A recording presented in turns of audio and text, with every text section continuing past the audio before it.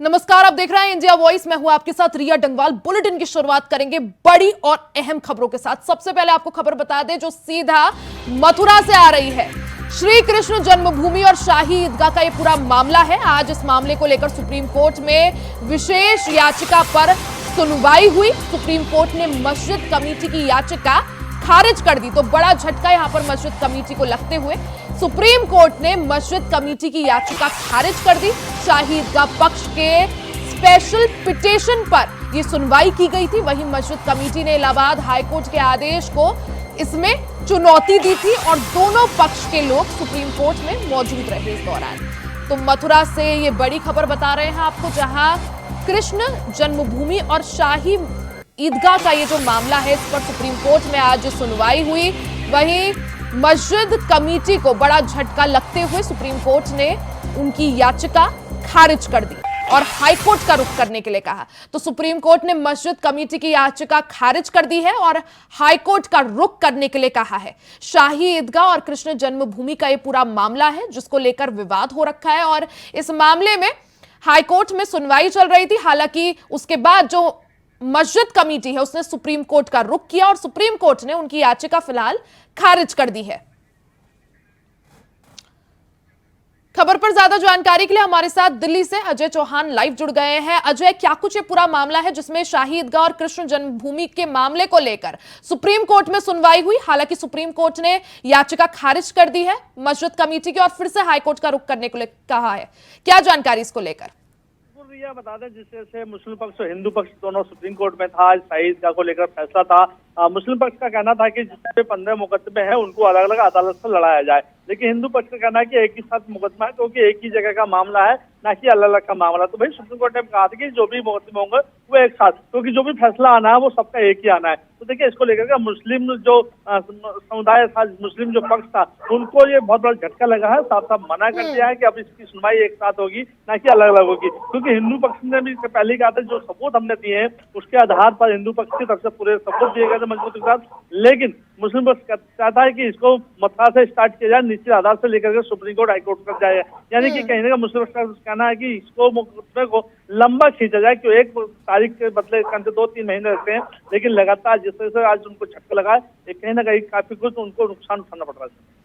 अजय, जिस तरह से अब सुप्रीम कोर्ट ने याचिका खारिज कर दी है मस्जिद कमेटी की और फिर से हाईकोर्ट का रुख करने के लिए कहा है, ऐसे में आगे क्या कुछ, आगे किस तरह से ये मामला चलेगा? बिल्कुल, देखिए हाईकोर्ट की इन्होंने रुख की बात कही, पहले ही सुप्रीम कोर्ट ने कहा जो आपका मुकदमा पहले सुप्रीम कोर्ट में पड़ा है उस पर उसको देखिए, क्योंकि हाईकोर्ट में याचिका डाली थी वो भी पेंडिंग पड़ी हुई है उसको सुनवाई, लेकिन पहले सुप्रीम कोर्ट से फाइनल होगा उसके बाद कहीं आगे जाएंगे। लेकिन अपील करने के लिए पूरा मुस्लिम पक्ष तैयार है, उनके वकील अपील डाल रहे हैं, लेकिन फैसला यही है कि जिस तरह से मुस्लिम पक्ष को लगातार झटका लग रहा है ये काफी कुछ देखने को मिल रहा है, लेकिन हिंदू पक्ष इसमें खुशी मना रहा है क्योंकि तारीख मुकदमे बहुत जल्दी निपटने वाला है। क्योंकि ऐसे में उनके वकील खुद ने कहा था हिंदू पक्ष ने कि जितने भी जल्दी हो सकता है कि महीना 1.5-2 महीने के अगली जो सुनवाई होगी उसमें कहते हिंदू पक्ष की तरफ से फैसला आएगा। उन्होंने कहा कि अगर मुस्लिम पक्ष का सबूत है तो वो दे, क्योंकि उनके पास 2 सबूत के अलावा तीसरा सबूत वो नहीं दे पा रहा है कि ये शाही ईदगाह मस्जिद है या फिर मंदिर है, क्योंकि पुराना सदियों पुराना मंदिर के सबूत उसमें मिले थे। ऐसी की जो सर्वे हुआ था उसके अंदर भी उसके बाद में खुदाई की गई थी, कुछ दीवारों को चिन्ह निकले थे, तो उसको लेकर जो निपक्ष ने जमा किए थे उसमें लेकर के जो हिंदू पक्ष अभी तक उसका जो पल्ला है वो भारी रहा, लेकिन मुस्लिम पक्ष को बार बार ये झटका लगता नजर आ रहा है इसमें। जी, साथ ही जो 15 अलग अलग मामले दर्ज हैं जिन पर सुनवाई होनी थी और अलग जो मुस्लिम पक्ष है वो अलग अलग जगह जो है सुनवाई करने के लिए बात कह रहा था, अब जिस तरह से सुप्रीम कोर्ट ने आदेश दे दिया और फिर से हाईकोर्ट का रुख करने के लिए कहा है, लेकिन मुस्लिम पक्ष की बात की जाए मस्जिद कमेटी की तरफ से क्या कुछ दलीलें दी गई थी? देखिए मस्जिद जो मुस्लिम मस्जिद पक्ष से कहा गया था कि हमें जो मुकदमे हैं एक ही जगह के मुकदमे हैं, लेकिन तारीखों के हिसाब से अगर वो चाहते हैं कि इसको लंबा खींचा जाए, सुप्रीम कोर्ट ने कहा कि जो भी फैसला आना वो 15 मुकदमे अगर अदालत में चलता है अदालतों के अंदर तो एक ही फैसला आना है, तो इसलिए सारे मुकदमे एक ही साथ लड़े जाएंगे और एक ही फैसला आएगा, क्योंकि जमीन एक है और जगह एक है, मंदिर भी वहीं बना हुआ है मस्जिद भी, तो इसमें लेकर कहीं ना कहीं हिंदू पक्ष का जो पल्ला वो भारी होता नजर आ रहा है। अब इसमें ये देखो कि हाईकोर्ट क्या मुस्लिम पक्ष जाता है या नहीं जाता है, क्योंकि सुप्रीम कोर्ट ने पहले ही साफ मना कर दिया, पहले जो याचिका है उसको सुनवा जाएगा उसके बाद कोई फैसला लिया जाएगा इसमें। साथ ही अजय, जिस तरह से हाईकोर्ट ने फैसला दिया था कि 15 के 15 जो मुकदमे हैं वो एक साथ सुने जाएंगे, अब इस मामले में आगे क्या कुछ हाईकोर्ट में क्या सुनवाई जो है आगे बढ़ेगी? बिल्कुल, देखिए उन्होंने साहब पहले इसलिए उनको साहब का मुस्लिम पक्ष नहीं चाहता था। मुश्ताक जो वकील थे उन्होंने कहा था हमें आदेश दिया, हमें अलग अलग मुकदमे से स्टार्ट किया जाए, क्योंकि शुरू से यानी कि ट्रायल के तौर पर बात करें तो मथुरा से ही स्टार्ट किया जाए, आगरा से स्टार्ट किया जाए, यानी जो मुकदमे थी, जो तारीखें हैं वो दोबारा से रिपीट किया जाए। लेकिन सुप्रीम कोर्ट ने साफ मना कर दिया, जो भी मुकदमा है वो 15 के 15 मुकदमे एक साथ सुने जाएंगे और सभी की बहस एक साथ होगी। जो फैसला आएगा वो एक साथ आएगा, न कि अलग अलग आएगा। जी बिल्कुल अजय, तो कृष्ण जन्मभूमि और शाही ईदगाह के मामले को लेकर आज सुप्रीम कोर्ट में अहम सुनवाई हुई और सुप्रीम कोर्ट ने मस्जिद कमेटी को फिर से हाईकोर्ट का रुख करने के लिए कहा है और उनकी याचिका जो है खारिज करी। बहुत बहुत शुक्रिया आपका तमाम जानकारी साझा करने के लिए। तो वहीं मुलायम सिंह यादव की छोटी बहू अर्पणा यादव पिछले कई दिनों से बड़े बीजेपी नेताओं से मुलाकात कर रही हैं। उन्होंने मुख्यमंत्री योगी आदित्यनाथ और यूपी बीजेपी के प्रदेश अध्यक्ष भूपेंद्र चौधरी से भी मुलाकात की। यूपी के राजनीतिक गलियारों में इन मुलाकातों को लेकर चर्चाओं का दौर शुरू हो गया है। इसी बीच मैनपुरी में सपा प्रत्याशी डिंपल यादव पहुंची, जहां वो अपनी बेटी के साथ लोगों से मिल रही हैं। वहीं अर्पणा यादव ने भी उनके बारे में जब उनसे पूछा गया तो उन्होंने डिंपल यादव ने कहा कि उन्हें कोई फर्क नहीं पड़ता। इसके साथ ही डिंपल यादव ने इलेक्टोरल बॉन्ड के मामले में कहा कि जो इसे लेकर आया है उनसे इस पर सवाल करना चाहिए।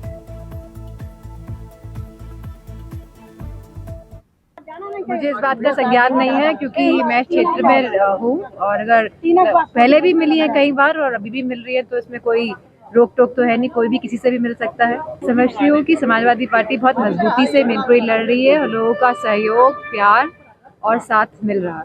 ये तो जेडीयू का मामला है और जैसे कि जो भी इलेक्टोरल बॉन्ड को लेके सच्चाई सामने आनी चाहिए कि जो भाजपा सरकार है, जो भी पार्टी ने जिन्होंने चंदा लिया है इलेक्टोरल बॉन्ड का सिस्टम लेके कौन आया, तो सबसे पहले सवाल तो इस बात का उठता है। अभी जो अंदर का जो अनुभव होता है वो जुबान पे आ जाता है, तो मैं समझती जो बात नहीं बोलना चाहते थे वो बोल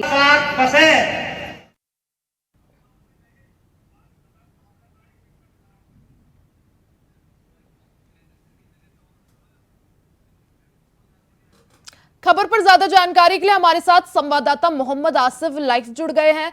मोहम्मद आसिफ, जिस तरह से खबर है कि जो मुलायम सिंह यादव की बहू है अर्पणा यादव, इससे पहले हमने देखा था किस तरह से उन्होंने अचानक से भारतीय जनता पार्टी ज्वाइन करी और अब जो चर्चाएं हैं वो ये है कि लगातार बीजेपी के जो बड़े नेता हैं उनसे उनकी मुलाकात जारी है। किस तरह से इस चीज को देखा जाए? जी बिल्कुल रिया, बता दूं, अगर बात करें अर्पणा यादव की तो मुलायम की छोटी बहू है अर्पणा यादव और वह लगातार सपा सुप्रीमो अखिलेश यादव और उनकी पत्नी से लगातार नाराज रहती है। यही वजह है कि उन्होंने बीजेपी का दामन थामा और कहीं न कहीं जो है समाजवादी पार्टी को नुकसान करने के लिए वह जो है लगातार भूपेंद्र चौधरी और यूपी सीएम योगी आदित्यनाथ से मिल रही है और चर्चा यह है कि वह मैनपुरी से चुनाव लड़ना चाहती है। इसके लिए वह काफी एक्टिव भी हो चुकी हैं। लेकिन अगर बात यहाँ मैनपुरी सीट की बात करें तो मैनपुरी सीट समाजवादी पार्टी के लिए सेफ मानी जाती है और कहीं न कहीं जो है जो किला है उसे काफी मजबूत कर दिया है सपा सुप्रीमो अखिलेश यादव ने और किला मजबूत करने के बाद ही डिंपल यादव को यहाँ से प्रत्याशी बनाया है। लेकिन बात करें अर्पणा यादव की तो अर्पणा यादव भी अब चर्चा शुरू हो गई कि अर्पणा यादव भी यहाँ से ताल ठोकना चाहती हैं। ऐसे में देवरानी और जेठानी के बीच अगर यह मुकाबला होता है तो काफी रोमांचक होगा। और बात करें अगर यहाँ से अर्पणा यादव चुनाव लड़ती है तो इसका मैसेज भी काफी दूर तक जा सकता है, क्योंकि डिंपल यादव और अर्पणा यादव जो है देवरानी जेठानी है और इसका फायदा कहीं न कहीं बीजेपी भी उठाना चाहती है। जो परिवार में दरार है, जो रार है, इसको लेकर जो है बीजेपी भी कोई मौका नहीं गंवाना चाहती। तो ऐसे में यह माना जा सकता है कि अर्पणा यादव को मैनपुरी से चुनाव लड़ा सकती है बीजेपी। फिलहाल जिस तरह से राजनीतिक जो घटनाक्रम है, जो राजनीतिक समीकरण बन रहे हैं, उसमें अगर बात करें तो यहाँ पर समाजवादी पार्टी पूरी मजबूती से चुनाव लड़ रही है। अगर यहाँ से अर्पणा यादव चुनाव लड़ती है तो एक साफ संदेश जाएगा आम जनता की नजरों में, क्योंकि आम जन ही वोटिंग करता है और जिताता हराता भी है। जी। तो अगर अपर्णा यादव यहाँ से चुनाव लड़ने की कोशिश करती है या चुनाव लड़ती है तो आम जन के मन में यही सवाल कौंधेगा कि या जीतने के लिए लड़ रही है या फिर अपनी जेठानी को हराने के लिए। इसका भी सीधे तौर पर जो है डिम्पल यादव को फायदा मिल सकता है। फिलहाल अभी औपचारिक घोषणा नहीं हुई है, एक्टिव जरूर हो गई है अपर्णा यादव और साफ तौर पर अभी राजनीतिक मोहम्मद आसिफ, जिस तरह से मैनपुरी जो है समाजवादी पार्टी का गढ़ माना जाता है, जैसा आपने भी कहा कि लगातार अखिलेश यादव उस क्षेत्र में बहुत एक्टिव है, काफी मजबूत कर लिया है उन्होंने वहां पर सपा का जो जनाधार है। साथ ही जिस तरह से डिम्पल यादव अभी वहां से मौजूदा सांसद भी हैं और साथ ही उन्हीं को प्रत्याशी भी बनाया है। अब अगर अर्पणा यादव को वहां से भारतीय जनता पार्टी खड़ा करती है, टिकट देती है, तो यादव वर्सेस यादव मुकाबला किस तरह का देखने को मिल सकता है? क्या समीकरण बनते हुए दिख रहे हैं? जी बिल्कुल रिया, बता दूं कि अगर अपर्णा यादव यहाँ से चुनाव लड़ती हैं और सीधे तौर पर उनके सामने उनकी जेठानी यानी डिम्पल यादव जो है चुनावी ताल ठोक रहे हैं, तो इसका साफ संदेश जो है आम जनता में भी जाएगा, क्योंकि यह सीट जो है काफी मजबूत समाजवादी पार्टी के लिए मानी जाती है। अगर यहाँ से अपर्णा यादव ताल ठोकती हैं तो सीधे तौर पर इसका असर वोटरों पर भी पड़ेगा, क्योंकि यह सीट यादव और मुस्लिम बाहुल्य मानी जाती है और यहाँ पर एमआई समीकरण के बूते डिम्पल यादव चुनाव मैदान में उतरी है और उन्होंने मैनपुरी में डेरा भी डाल लिया, डोर टू डोर वह चुनाव प्रचार कर रही हैं। लेकिन यहाँ से अपर्णा यादव अगर ताल ठोकती हैं तो आम जन के मन में सिर्फ यही सवाल उठेगा कि क्या अपर्णा यादव डिम्पल यादव को हराने के लिए आई है, क्योंकि अपर्णा यादव काफी दिनों से बीजेपी में शामिल है, हर समय पर वह बीजेपी का गुणगान करती है। हालांकि बीजेपी की तरफ से अभी तक न उनको राज्य मंत्री बनाया गया और राज्यसभा चुनाव के दौरान भी यह कयास लगाया जा रहा था कि अपर्णा यादव को राज्यसभा भेजा जा सकता है। उसके बाद एमएलसी चुनाव पर भी लोगों की नजर रही, क्योंकि जिस तरह से मुलायम की छोटी बहन मुलायम सिंह यादव की छोटी बहू अपर्णा यादव लगातार जो है चर्चा का केंद्र बनी हुई है बीजेपी के संपर्क में आने की वजह से। तो यह माना जा रहा था कि जो है बीजेपी कहीं न कहीं उनको सेट करेगी, लेकिन अभी तक देखें तो अपर्णा यादव को ना तो राज्य मंत्री का दर्जा मिला और ना ही एमएलसी पर उन्हें चुना गया और ना ही राज्यसभा भेजा गया।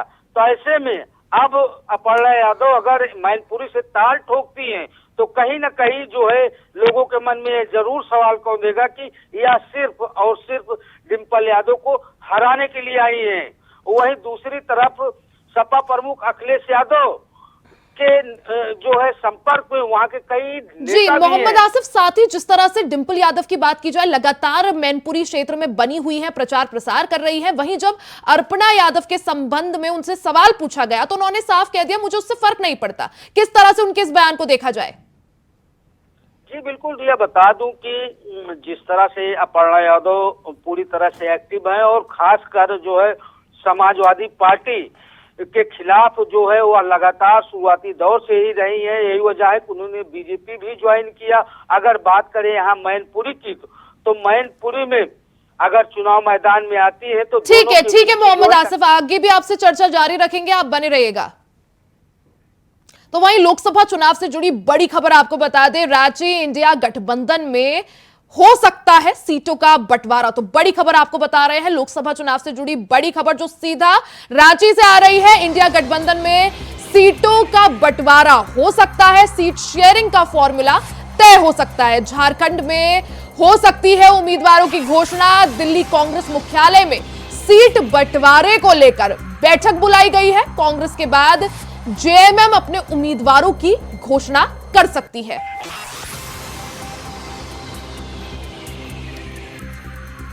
तो जैसा हम आपको बता रहे हैं, झारखंड से बड़ी खबर है, सीट शेयरिंग का फॉर्मूले को लेकर बात बन सकती है। जेएमएम और कांग्रेस के बीच सीट शेयरिंग के फॉर्मूले को लेकर चर्चा जारी है। इसी दौरान दिल्ली में बैठक बुलाई गई है। इस खबर पर ज्यादा जानकारी के लिए हमारे साथ संवाददाता जुड़ गए हैं रांची से, अजय कुमार।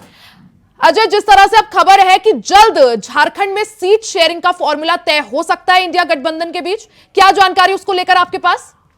जी रिया, आज जो है दिल्ली के कांग्रेस मुख्यालय में झारखंड के अलावे कई राज्यों का उम्मीदवारों की घोषणा होनी है। और ऐसे में झारखंड का जो 14 सीट का जो राज्य है, उसमें जो 5 और 7 का जो फार्मूला जो तय किया गया है, जो पिछली बैठक में की गई थी, आज कांग्रेस जो है, कांग्रेस खेमे से अपनी उम्मीदवारों का घोषणा होना है और किस सीट पर लड़ेगी ये भी तय होना है। तो निश्चित रूप से आज जो है इंडी गठबंधन यानी इंडिया गठबंधन की आज गांठ खुलने वाली है और अब रणभेड़ी के रूप में अब जो झारखंड में जो लोकसभा चुनाव होना, वैसे में अब चीजें सारी तस्वीरें साफ साफ होगी।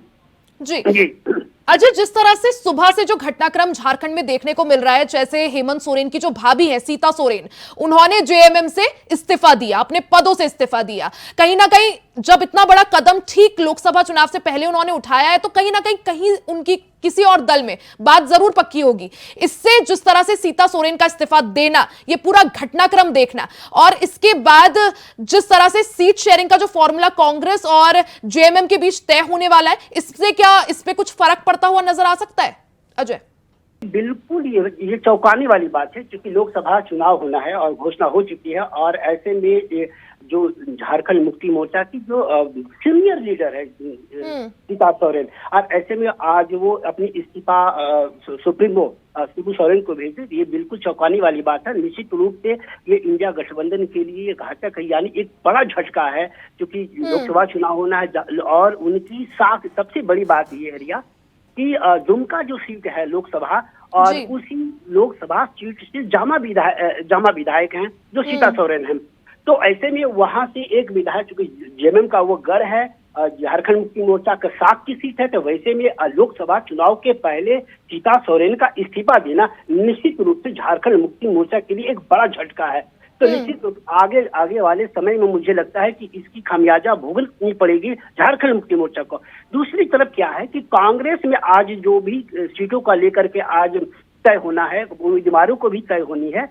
तो क्योंकि सीट होने के बाद निश्चित रूप से कांग्रेस में जो अब तक जो इतिहास देखा जा रहा है, अपने पिछले दिनों भी देखा होगा, विधायकों का नाराजगी, मंत्री पद के लेकर के कमरे में बंद होना, तो सीट का जो आज भी जो उम्मीदवारी की जो घोषणा होगी, तो निश्चित रूप से कांग्रेस खेमे में भी बगावत की सुर होंगे और फैलेगा। लेकिन हालांकि इसका बहुत ज्यादा फायदा होने वाला नहीं है, क्योंकि बीजेपी जो है अपनी 14 सीट वाले राज्यों में 11 सीटों पर अपना उम्मीदवार उतार चुकी है। तो ऐसे में बहुत सारी चीजें संभावनाएं नहीं बनती है, लेकिन बगावत के सुर जारी रहेंगे। जी अजय, साथ ही अगर कांग्रेस की बात की जाए, जिस तरह से लगातार अलग अलग जो राज्य हैं वहां कांग्रेस को कई ज्यादा जो है खामियाजा उठाना पड़ रहा है, क्योंकि कई उनके जो दिग्गज नेता हैं वो बीजेपी में शामिल हो रहे हैं। वहीं इस बीच हेमंत सोरेन की पार्टी की बात की जाए तो उनकी भाभी सीता सोरेन का जेएमएम से इस्तीफा देना, कहीं ना कहीं हेमंत सोरेन की जो पार्टी है झारखंड मुक्ति मोर्चा, वो भी अभी बैकफुट पर नजर आ रही है। एक तरफ हेमंत सोरेन जेल में बंद है, दूसरी तरफ उनकी पार्टी में उठक पटक जो है जारी है। इसका खामियाजा क्या सीधे कांग्रेस को किस तरह इस लोकसभा चुनाव में उठाना पड़ सकता है? निश्चित रूप से ये कांग्रेस और जेएमएम को दोनों को ये खामियाजा उभरना पड़ सकता है। हालांकि देखिए, आज जो घटना घटी है, सीता सोरेन ने जो इस्तीफा दिया, ये एक तरह से मान के चलिए प्रेशर पॉलिटिक्स है। प्रेशर पॉलिटिक्स यह है कि लगातार सीता सोरेन मंत्री पद के लिए बगावत मुखर रही हैं, और वो चाहती हैं कि उनकी जो बेटी हैं, 2 बेटियां हैं, और वो चुनाव के मैदान में हो, क्योंकि गांडे विधानसभा का चुनाव भी होना है। और वैसे में हेमंत सोरेन की जो पत्नी है कल्पना सोरेन, वो चुनाव लड़ने की संभावना ये पूरी 100% ये तय मानी जा रही है। तो ऐसे में वो चाहती हैं कि वो जो सीट है, जो जहां से वो लड़ना चाहती है, तो वो अपनी बेटियों के लिए वो सीट सुरक्षित करना चाहती है। तो एक प्रकार का यह प्रेशर पॉलिटिक्स है और ये बड़ा कदम है। अब देखना होगा कि अब सीता सोरेन अब किस ओर जाती है, क्योंकि झारखंड मुक्ति मोर्चा के अलावे कांग्रेस में भी जाना संभव नहीं है, क्योंकि वो इंडी गठबंधन के साथ में है। ऐसे वो कांग्रेस में शामिल हो भी नहीं सकती है। बीजेपी इतनी जल्दी फैसला ले नहीं सकती है, क्योंकि 11 सीटों पे वो अपने उम्मीदवार उतार चुकी हैं, और क्योंकि वो सुरक्षित सीट से आती हैं, तो वैसे में उनकी कोई जगह नहीं बन रही है। हालांकि वो भविष्य के बिल्कुल अजय, तो झारखंड में सीट शेयरिंग का फॉर्मूला इंडिया गठबंधन के बीच तय हो सकता है। देखना ही होगा किसके पाले में कितनी सीटें आती है। बहुत बहुत शुक्रिया आपका तमाम जानकारी साझा करने के लिए। तो वहीं कानपुर से बड़ी खबर आपको बता दें, सपा विधायक इरफान सोलंकी के मामले में फैसला टल गया है। आगजनी मामले में फैसला टल गया है। एमपी एमएलए कोर्ट के जज सत्येंद्र नाथ त्रिपाठी के अवकाश की वजह से ये जो फैसला है वो आज के लिए टल गया है। तो कानपुर से बड़ी खबर आपको बता दें, इरफान सोलंकी से जुड़ा ये पूरा मामला है। सपा विधायक इरफान सोलंकी के मामले में फिलहाल के लिए फैसला टल गया है। एमपी एमएलए कोर्ट के जज सत्येंद्र नाथ त्रिपाठी अवकाश पर है, जिस वजह से आज इस मामले पर फैसला नहीं हो पाएगा। कोर्ट में सिग्नेचर कर इरफान सोलंकी समेत सभी आरोपी जो हैं वापस लौट गए हैं। खबर पर ज्यादा जानकारी के लिए मोहम्मद आसिफ हमारे साथ लगातार बने हुए हैं। मोहम्मद आसिफ, जिस तरह से सपा विधायक इरफान सोलंकी के मामले में आज फैसला आना था, लेकिन फिलहाल के लिए फैसला टल गया है, क्या जानकारी? जी बिल्कुल रिया, बता दूं कि आज इरफान सोलंकी समेत 5 लोगों के मामले में जो आगजनी हुई थी, उस मामले में आज कोर्ट का फैसला आना था और इस पर जो है यूपी के लोगों की पूरी तरह से नजरें गड़ी हुई थी, क्योंकि आज एमपी एमएलए कोर्ट सपा विधायक इरफान सोलंकी समेत 5 आरोपियों पर फैसला सुना सकती थी और इसमें यह देखना था कि अगर 2 साल से ऊपर की सजा होती है इरफान सोलंकी को तो उनकी विधायकी भी जा सकती है। और कोर्ट के फैसले के मद्देनजर आज इरफान सोलंकी को महाराजगंज जेल से लाया गया, महाराजगंज जेल से कोर्ट लाया गया था। वहीं उनके भाई रिजवान समेत 4 लोगों को कोर्ट में पेश किया गया था, यानी कि सभी 5 आरोपी आज कोर्ट में मौजूद थे। और बात करें सुरक्षा व्यवस्था की, तो सुरक्षा व्यवस्था को लेकर भी पुख्ता इंतजाम किए गए थे। चप्पे चप्पे पर पुलिस के जवान तैनात किए गए थे। लेकिन आज एमपी एमएलए कोर्ट के जज सत्येंद्र नाथ त्रिपाठी छुट्टी पर थे, जिस वजह से सभी आरोपियों की साइन करा ली गई और इस मामले में अगली तिथि निर्धारित कर दी गई। अब मामले की सुनवाई अगली तिथि पर होगी और सभी इरफान सोलंकी बिल्कुल मोहम्मद आसिफ, इरफान सोलंकी के इस महत्वपूर्ण फैसले पर जो है आज फैसला आना था इस मामले पर, लेकिन फिलहाल के लिए जज के अवकाश के चलते ये फैसला फिलहाल के लिए चल गया। बहुत बहुत शुक्रिया आपका तमाम जानकारी साझा करने के लिए।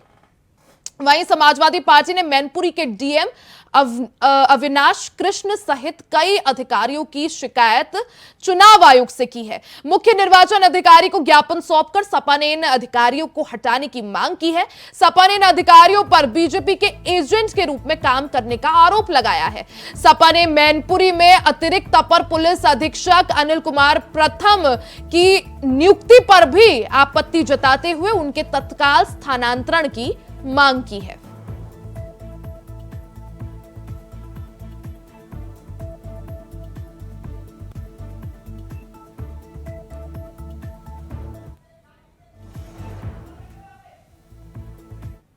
वहीं दिल्ली से बड़ी खबर आपको बता दें, दिल्ली शराब घोटाले से जुड़ी ये बड़ी खबर है। मनी लॉन्ड्रिंग का ये पूरा मामला था जिस पर बीआरएस नेता के कविता ने सुप्रीम कोर्ट से अपनी याचिका वापस ले ली है। ईडी के समन को चुनौती देने वाली याचिका अब के कविता ने वापस ले ली है। अपनी गिरफ्तारी के बाद ये फैसला उन्होंने लिया है। तो दिल्ली शराब घोटाले से जुड़ी बड़ी खबर आपको बता रहे हैं। मनी लॉन्ड्रिंग के मामले में बीआरएस नेता के कविता को बीते दिनों ईडी ने गिरफ्तार किया, जिसके बाद सुप्रीम कोर्ट में उन्होंने अर्जी डाली थी। हालांकि अब खबर यह है कि उन्होंने अपनी याचिका सुप्रीम कोर्ट से वापस ले ली है और गिरफ्तारी के बाद अचानक ये फैसला उन्होंने लिया है। तो दिल्ली शराब घोटाले से जुड़ा ये पूरा मामला है, जिसमें मनी लॉन्ड्रिंग मामले में बीआरएस नेता के कविता को बीते दिनों ईडी ने अचानक गिरफ्तार किया, हिरासत में लिया और ईडी के इस एक्शन को देखते हुए बीआरएस नेता के कविता ने सुप्रीम कोर्ट का दरवाजा खटखटाया था, वहां याचिका दाखिल की थी। हालांकि अब अपनी गिरफ्तारी के बाद उन्होंने ये फैसला लिया है और याचिका जो है वापस ले ली है।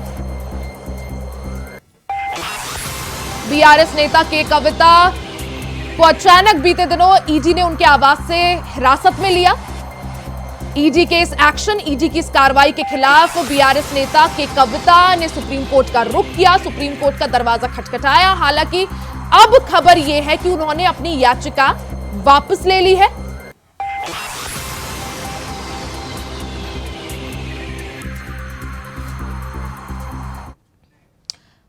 वहीं झारखंड की सियासत से जुड़ी बड़ी खबर आपको बता दें, जेएमएम विधायक सीता सोरेन बीजेपी में शामिल हो गई है। सीता सोरेन ने जेएमएम से इस्तीफा दिया था थोड़ी देर पहले और अब खबर यह है कि सीता सोरेन भारतीय जनता पार्टी में शामिल हो गई है। सीता सोरेन ने जेएमएम की प्राथमिक सदस्यता छोड़ दी है और हेमंत सोरेन की भाभी है सीता सोरेन, जामा से विधायक भी है। तो सीता सोरेन ने अब से कुछ देर पहले जेएमएम से इस्तीफा दे दिया था, झारखंड मुक्ति मोर्चा से इस्तीफा दे दिया था और अब खबर यह है कि सीता सोरेन ने भारतीय जनता पार्टी का दामन थाम लिया है।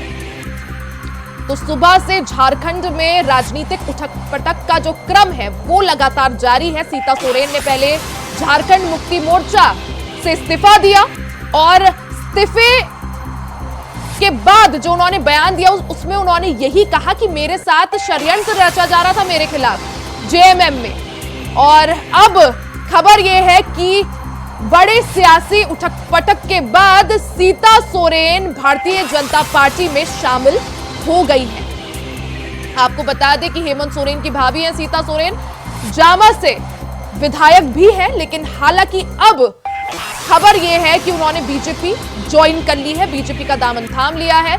सीता सोरेन ने झारखंड मुक्ति मोर्चा से इस्तीफा दिया। इस्तीफे की वजह उन्होंने यही बताई कि शिबू सोरेन की लाख कोशिशों के बाद भी परिवार एकजुट नहीं हो पा रहा था, मेरे खिलाफ षड्यंत्र जो है रचे जा रहे थे, जिसके बाद मैंने इस्तीफा दे दिया, ऐसा सीता सोरेन का कहना है। सीता सोरेन ने इस्तीफा दिया और अब भारतीय जनता पार्टी में शामिल हो गई है। बड़ी खबर आपको बता रहे हैं, झारखंड में लगातार सियासी उठापटक जो है वो जारी है, जहां एक तरफ कांग्रेस झारखंड के संबंध में आज सीट शेयरिंग का फॉर्मूला तय कर सकती है, वहीं झारखंड मुक्ति मोर्चा पूरी तरह से टूट की कगार पर है। पहले हेमंत सोरेन जो कि पूर्व सीएम थे वो गिरफ्तार होते हैं, उसके बाद सीएम पद की जो कमान है वो किसी और को मिलती है और इस दौरान सीता सोरेन जेएमएम से इस्तीफा दे देती है। खबर पर ज्यादा जानकारी के लिए अजय कुमार पांडे हमारे साथ, हमारे संवाददाता रांची से जुड़ गए हैं। अजय, जिस तरह से हम बात ही कर रहे थे, कयास यही लगाए जा रहे थे कि अगर उन्होंने इस्तीफा दिया है सीता सोरेन ने तो कहीं ना कहीं कुछ बैकअप प्लान जरूर होगा, किसी ना किसी पार्टी के संपर्क में होंगी और अब खबर यह है कि बीजेपी ज्वाइन कर ली है। अजय जी बिल्कुल, जो मुख्य सचेतक हैं बीरेंद्र नारायण, उनका अभी जस्ट बयान ही आया है कि वो सीता सोरेन बीजेपी में शामिल हो रहे हैं, उनका स्वागत भी किया है।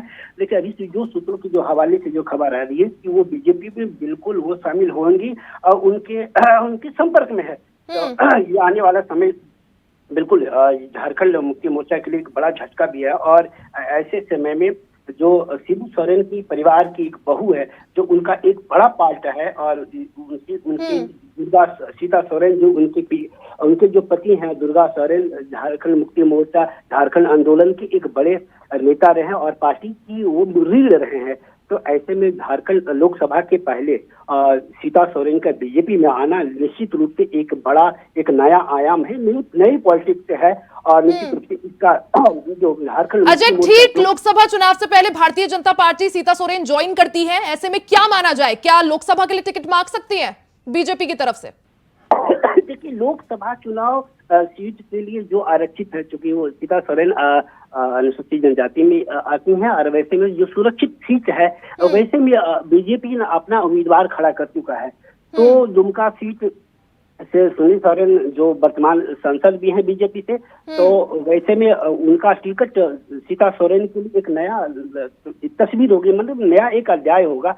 और मुझे लगता है कि सीता सोरेन जो बीजेपी इस समय जो आई है तो निश्चित रूप से एक बड़ा कुछ नया गेम प्लान होगा, क्योंकि झारखंड मुक्ति मोर्चा का जो साख, हमने आपको भी पहले भी बताया कि झारखंड मुक्ति मोर्चा का साख का जो जगह है वो दुमका लोकसभा सीट है और वहीं से सारी सरकार की सत्ता की सीढ़ी वहीं से शुरू होती है।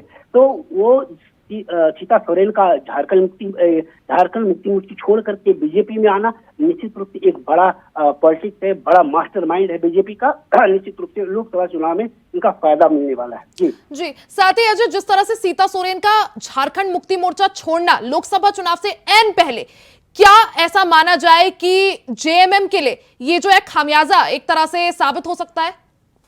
जी बिल्कुल, इसकी नुकसान तो निश्चित रूप से होगा, क्योंकि जमा विधायक हैं और लोकसभा जो दुमका लोकसभा है वो जमा विधानसभा उसी के अंतर्गत आता है।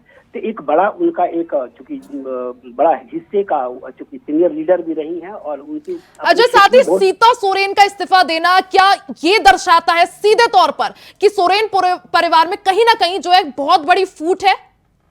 ये बिल्कुल, ये बात बिल्कुल सही कह रही हैं कि ये उनकी फूट है, क्योंकि वो लगातार जब वो हेमंत सोरेन के खिलाफ वो हमेशा वो बगावत करती रही है, पार्टी को लेकर के सवाल खड़ा करती रही है। उन्होंने पिछले दिनों में भी कहा था कि झारखंड मुक्ति मोर्चा पार्टी जे भी पार्टी हो गई है, तो ऐसे में वो लगातार हमेशा अपनी पार्टी को लेकर के मुखर आवाज उठाती रही है। और वो क्योंकि पिछली सरकार जब का उलटफेर हुआ था, हेमंत सोरेन को जेल जाना पड़ा था, उसी में नई मंत्रिमंडलों का गठन हुआ, तो उस समय मंत्रिमंडल में शामिल होने के लिए उन्होंने अपने ससुर यानी पार्टी के जो सुप्रीमो है शिबू सोरेन से गुहार लगाई थी कि मैं सीनियर लीडर हूं और आपकी बहू भी है पार्टी, तो वैसे में मुझे मिलना चाहिए। हालांकि उनको ना देकर के बसंत सोरेन जो पहली बार विधायक बने और पहली बार विधायक अजय, क्या ये भी माने कि राजनीतिक विरासत की भी लड़ाई थी ये? जी बिल्कुल, राजनीतिक विरासत है, क्योंकि लगातार उस क्षेत्र के जो झारखंड मुक्ति मोर्चा जो है दुर्गा सोरेन के नाम से जाना जाता है और उनकी एक बड़ी भूमिका है झारखंड मुक्ति मोर्चा पार्टी बनाने में और झारखंड आंदोलन में। तो वैसे में वो विरासत उनकी है ही और उनकी पार्टी में बहुत महत्वपूर्ण भूमिका है। और ठीक है, जो आपको रोकना चाहूंगी, हमारे साथ जेएमएम से प्रवक्ता एएस देओल जुड़ चुके हैं। सबसे पहले एएस देओल जी, आपका बहुत बहुत स्वागत है इंडिया वॉइस पर। सर, आपसे यही जानना चाहेंगे, जिस तरह से झारखंड मुक्ति मोर्चा छोड़कर सीता सोरेन ने पहले सुबह इस्तीफा दिया, उसके बाद अचानक से भारतीय जनता पार्टी ज्वाइन कर ली, क्या कहिएगा इस पर? देखिए, ये जरूर हमारे पार्टी के लिए एक सेटबैक है कि माननीय सीता सोरेन जी हमारी पार्टी को छोड़ के गई। बट देखिए, ये बात तो आज साफ हो गई पब्लिक के सामने कि जिस तरह इलेक्टोरल बॉन्ड्स में भी ब्लैकमेलिंग की बातें सामने आई, साक्ष्य सब पब्लिक के सामने आए कि ईडी का छापा पड़ा, डोनेशन मिला, उसी तरह से ये नैरेटिव मुझे लगता है उसी दिन शुरू हो गया था जिस दिन लोकपाल का दिल्ली के कोर्ट से आदेश आया था कि इनके ऊपर केस चलेगा 6 महीने में इनका डिसीजन। उस दिन आप उस दिन की बाइट निकाले बीजेपी के नेताओं की, देखें कि सीता सोरेन जेल जाएंगी, उनको ये किया जाएगा, तो कहीं ना कहीं उनको वो उसी समय से ब्लैकमेल करना शुरू हुआ, डरा के अब उनको अपनी पार्टी में ला रहे हैं। तो क्या बीजेपी वाले अब फिर वही हम अगर वॉशिंग मशीन बोलेंगे तो वो बोलेंगे रेटरिक है इनका कि वही बातें दोबारा बार बार करते हैं। देओल जी, लेकिन जिस तरह से सीता सोरेन का बयान सामने आया है, वो यही कह रही हैं कि मेरे खिलाफ षड्यंत्र रचा जा रहा था, इस वजह से इस्तीफा दिया। अच्छा, वो क्या बोल के जाएंगी कि नहीं मुझे ईडी से और सीबीआई से बीजेपी बचा रही है इसलिए मैं ज्वाइन करने जा रही हूँ, ये बोल के जाएंगी क्या?